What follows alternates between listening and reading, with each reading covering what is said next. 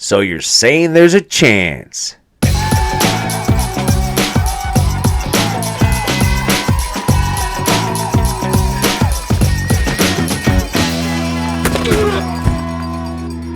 All right, and welcome back to Phins Football Podcast. This is B Trill, and do me a favor, go ahead and give me a thumbs up, one of those likes, and if you haven't already, please go ahead and subscribe. This is week 9 preview, and we are on episode 17, so working our way through the season. Of course, this is our week 9 preview against our rival Buffalo Bills. We have our 2-5 Miami Dolphins going into the dreaded Buffalo to face the Buffalo Bills 6-2. So first thing I want to do is go through some injuries.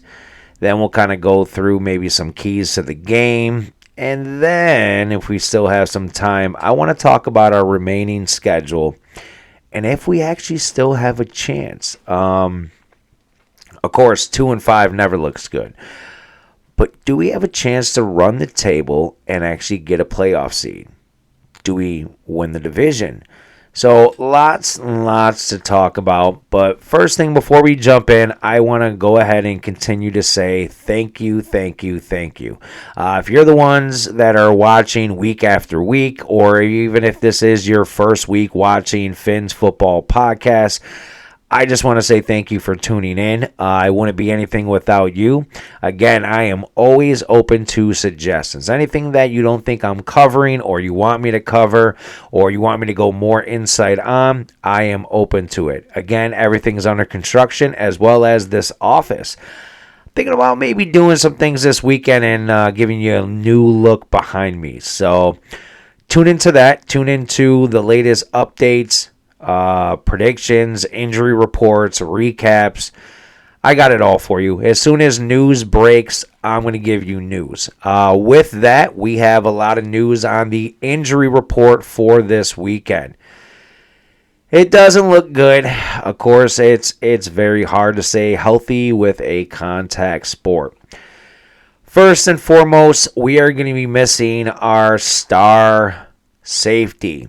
So Javon Holland, he is still dealing with that knee injury. There is optimism that he'll be back soon. Of course, Mike McDaniel did say he doesn't want him to go on the IR, along with a lot of the other players we're going to be talking about that will be missing Sunday's game against Buffalo. But it's never easy to be losing a star, a young star like Javon Holland. Of course, he's been dealing with that hand injury. He did miss a couple games because of his broken hand, and then he came back on Sunday. He was ready to go. He played short, and then he ended up with a knee injury. So he didn't play too long in that game. But, of course, another star we're going to be missing, Zach Sealer. He is the heart of that defensive line. Of course, Calais Campbell, he is no snub, but Zach Sealer, man, he's been playing great. Calais Campbell's kind of been outshining him, so let me just say that real quick. But unfortunately, he was injured at practice last week. He broke the bone in his optical bone, I think was what they call it, but he's not getting surgery yet. They're trying to see if he can play with a visor, but they rule him out. They're just scared that he's going to be subject to more of an injury. As far as who else is out, Kader Kohou. So he has that neck injury. Again, we're not looking to get him on IR. So I think how Mike McDaniel said it, he's looking for the injury to cool down. So I'm not sure how serious that is with his neck, but of course it is flaring up. They're waiting for it to cool down. Also, we're going to be missing Hill. No, not Tyreek Hill, Julian Hill. So tight end Julian Hill, he is dealing with a shoulder injury. Believe it or not, he does have the most snaps at tight end because he is our best run blocker. He's doing all right receiving, but the penalties. I think him and Austin Jackson are going back and forth for most penalized on the offense, he's always getting holding or illegal formation. But he's going to be not there on Sunday. So, again, the hurt is we are losing our best blocking tight end. But, of course, we're not going to be penalized. Hopefully. We'll see. But along with Hill, we have Tyreek Hill. He did show up in the injury report, but he is going to try and play, just like he did against Arizona. He's still dealing with that foot injury, but he is going to play on Sunday. So that is great news. Alec Ingold. He is going to play also. He is dealing with a soft tissue injury in his calf. Apparently, it is getting worse throughout the week, but I hear he is still going to be good to go. That is one to monitor because he is, again, it's a soft tissue. It's deep tissue. Whenever it's a tissue injury, those are usually long terms. Those are ones that he's probably going to be dealing with the rest of the season. But again, dealing with, playing is what we need. He's our best blocker. He puts it all out there. Also put it all out there, Emmanuel Ogbah. So news broke that he does have a tear in his bicep. I don't think Anthony Weaver should have said that, but there's a tear. He's not looking to get surgery right now. Probably going to need surgery in the offseason, maybe even before then. But as of right now, he is also going to be playing and going to be out there. So that's great news. With Javon Holland being out, we're looking at Marcus May and Poyer to be out there against the Bills. Of course, the Bills do know Poyer. He did play there for a number of years. So hopefully they don't know his weaknesses, but he hasn't played to his top level this season, which is probably a key factor of why we got a very, very, very cheap contract for Jordan Poyer. Of course, he is getting up there in age. I think he's 32, I want to say, which, of course, not up there in real age, but football age past your 30 is usually past your prime.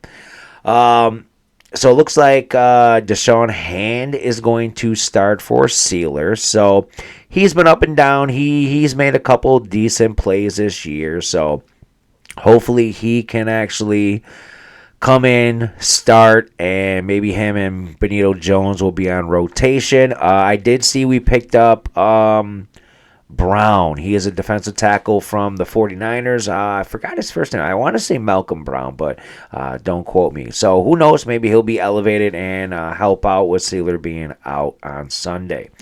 As far as Bills' injury report, they didn't have too much. They had 3 players that are questionable. Amari Cooper, Curtis Samuel, and Benford, their cornerback, Christian Benford. So with Cooper and Samuel being questionable, that would be a huge hit to their passing game. But man, Shakir, there was third wide receiver. Now I guess maybe third still. I don't know, because it kind of goes Coleman, and now Cooper, then Shakir, then Samuel, I believe, on the depth chart. But Shakir's been playing phenomenal. I think he had 10 catches, almost 100 yards last game. So we got to watch him. But I guess with that, I'll kind of make the transition into keys to the game, what to watch for, what to look for in this division rivalry matchup.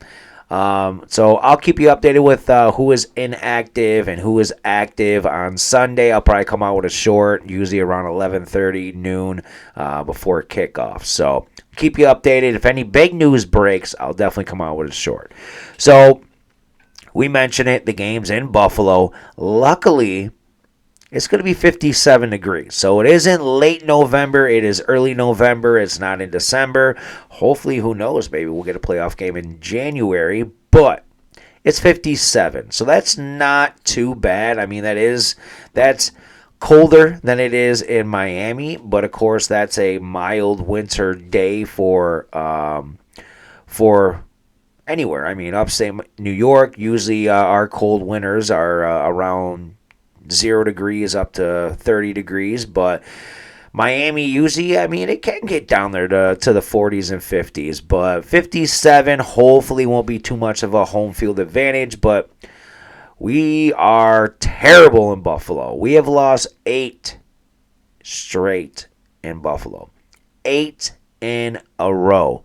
Um, it would be 14 in a row altogether because we're 13 over our last 14 versus Buffalo.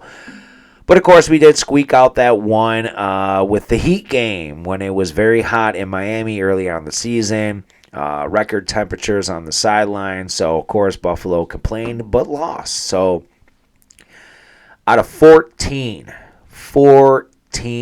games. Of course, there are, I think, at least one playoff game in there. So, we're talking about almost 7 straight years of just straight losing against Buffalo. It's not fun. I, again, live in Rochester, New York, which is an hour from Buffalo. So I hate Buffalo. I usually go to the game every year. I don't want to go this year. I went last year. I had a broken ankle, and I actually went in a wheelchair. I took an elevator, and they brought me to the top of the stadium to roast in the sun in October, early October. I think it was October 1st, so a year and a month ago. But I still have sunburn and tan lines from roasting on top of the stadium. But I hate Buffalo. I hate Bills fans. I have lots of friends that are Bills fans being in upstate New York, well, Western New York. But, man, if Miami can beat Buffalo, let me tell you what we have to do. First, I'll go over the spread. Miami is getting 6 with the over being 48.5. 6, I mean, that's very generous. I think it's 6 because Tua's back, and he did look really good last week in the first half. Of course, we couldn't close the game at the end of the game, but Tua looked great. So hopefully he doesn't play good against Buffalo, but hopefully he can play good. And we need our offensive line to hold up. You know why? Because Von Miller's back. He did serve a 4-game suspension. Von Miller's back. We need to max protect. It's not good that Julian Hill is out because, again, he was our best blocking tight end. So with that, a lot of Durham Smythe. I know Jonnu Smith, he is our vertical threat at tight end, so hopefully he'll be there on third downs. But we need to max protect. I don't know if Alex Ingold needs to be in there to help block during passing downs, or the tight end needs to stay back, or if we need to have both backs back there blocking. But we need to protect Tua. You see, if he has time, he can get rid of the ball. He usually gets rid of the ball quick, but he sat in there a couple plays against Arizona where the pocket collapsed and he stuck in there and delivered the ball. We just need our wide receivers to get open. We got the speed to make the separation. Offensive line, max protect, do what you have to do. We suck against Buffalo. I'm going to say that a million times. But with that, we need to run the ball. We need to stay balanced. Don't get blown out, and then next we're down by 3 scores and have to pass it every down. Run the damn ball. We had 2 running backs that were averaging 9 yards per carry, and we stopped running the ball in the fourth quarter with a lead. It's so frustrating. 3 games in a row, we have rushed for 150 yards. I'm sorry, that should equal 3 wins. If we're rushing for 150 yards and we only have 1 win to show for it against New England Patriots, come on now. We need to run the ball. Jalen Wright, our rookie, 5.3 yards per carry as a rookie. You know how many times we gave it to him last game? 2 rushes for 18 yards.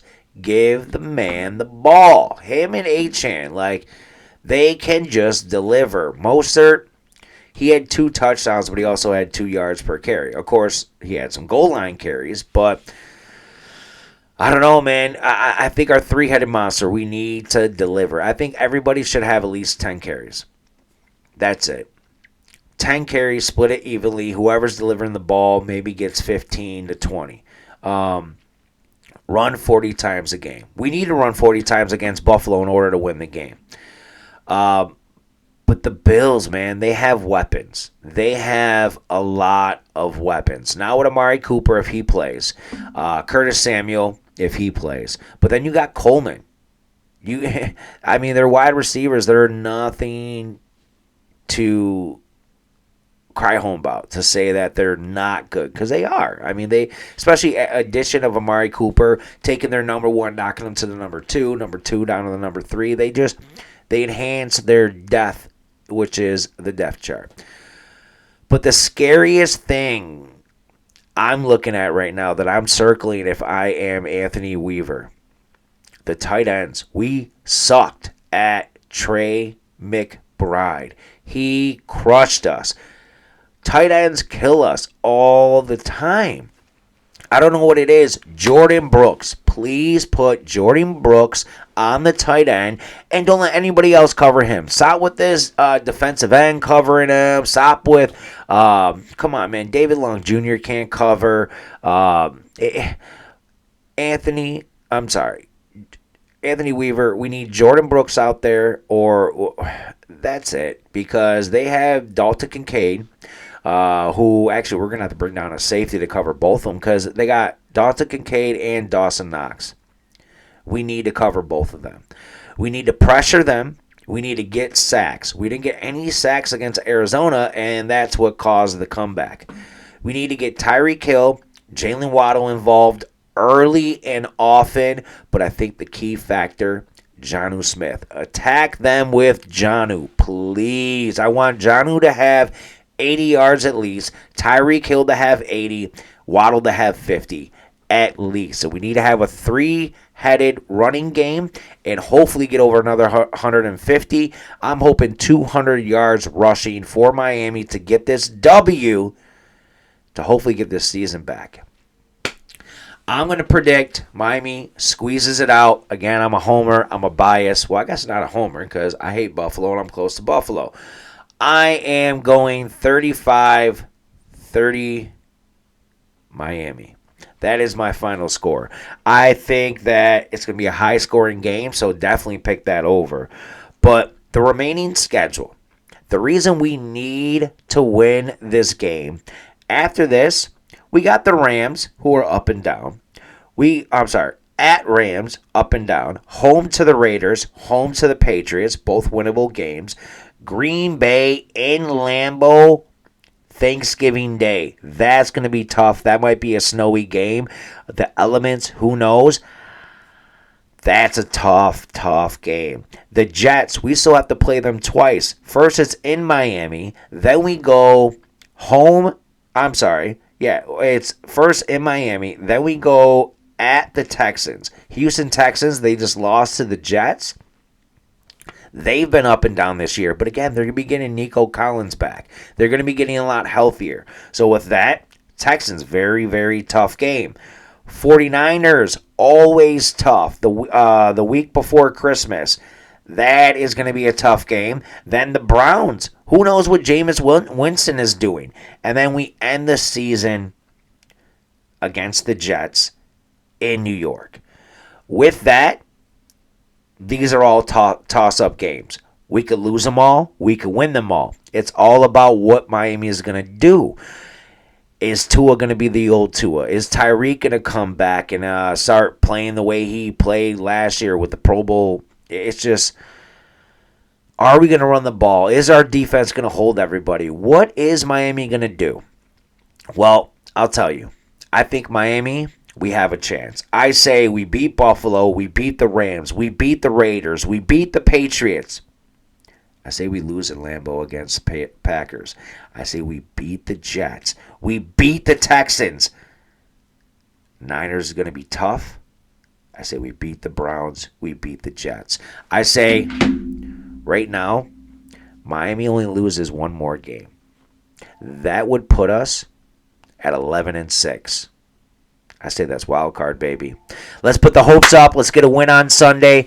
As always, thank you for tuning in. Please like, please subscribe. Keep it going, Miami. Let's come back on this season. Let's get the wins back. It's been a couple weeks. And as always, please tune in next week. And until next time, I want to say, Phins up, family.